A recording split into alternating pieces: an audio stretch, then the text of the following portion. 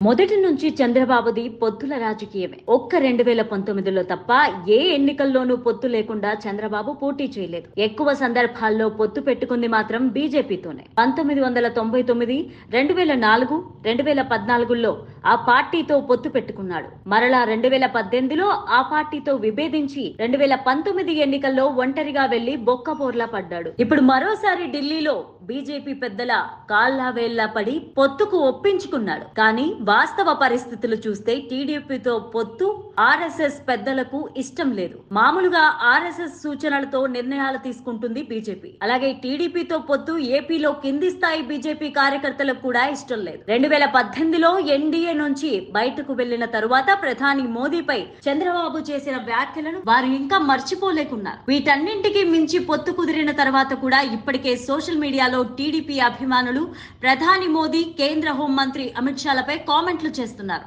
అందుకు ధీటుగా బదులిస్తున్నారు బీజేపీ అభిమానులు. దీన్ని బట్టి చూస్తే కింది స్థాయి టీడీపీ బీజేపీ కార్యకర్తల మధ్య సఖ్యత కుదరలేదని అర్థమవుతోంది. మరోవైపు ఏపీలో ఎన్డీఏ కూటమిని ఏర్పాటు చేసేందుకు బీజేపీ పెద్దలతో మాటలు పడ్డానని, ఈ పొత్తు నా వల్లే కుదిరిందని పవన్ కళ్యాణ్ అంటున్నారు. దీంతో ఈ పొత్తు కుదిర్చిన విషయంలో తనపై కూడా టీడీపీ అభిమానులు సోషల్ మీడియాలో విమర్శలు చేస్తున్నారు. ఇష్టం లేకుండా వెళ్లి చేసుకున్న వధూవరుల కాపురం ఎలా సాగుతుందో నేడు ఏపీలో ఎన్డీఏ ప్రయాణం కూడా అలాగే సాగుతోందని పలువురు వెటకారం చేస్తున్నారు.